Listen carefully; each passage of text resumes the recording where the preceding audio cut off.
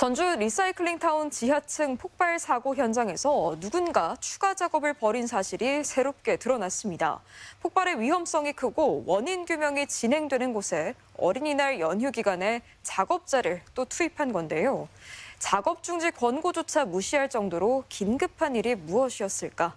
고용노동부는 사실 확인에 나섰습니다. 허현호 기자입니다. 야간 작업을 하던 노동자 5명이 가스 폭발로 중증 화상을 입은 전주 리사이클링타운.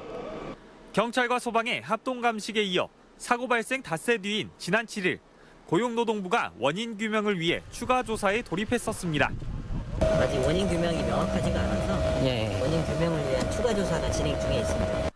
폭발이 발생한 지하층에 진입한 근로감독관과 보건안전공단 직원들.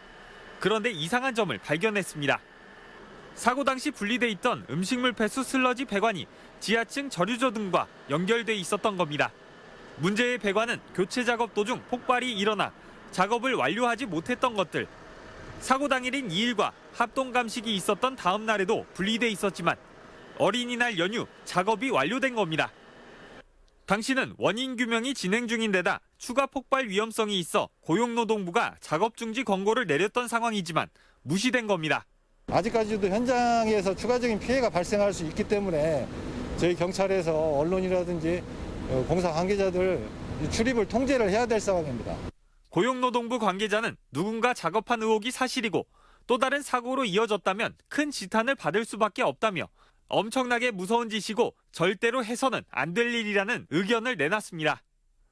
반면 운영사 측은 정확히 확인해봐야 할 것 같다면서도 2차 사고 방지를 위한 뒷정리 정도만 한 것으로 알고 있다는 입장입니다.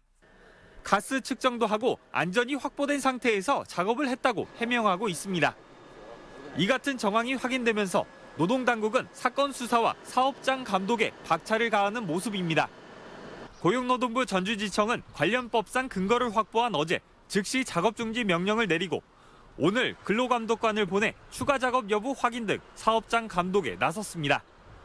감독관은 폭발 사고 외에도 사업장 전반에 대한 안전점검을 실시하는 한편 법 위반 사항을 발견하면 즉시 사법 처리한다는 계획입니다.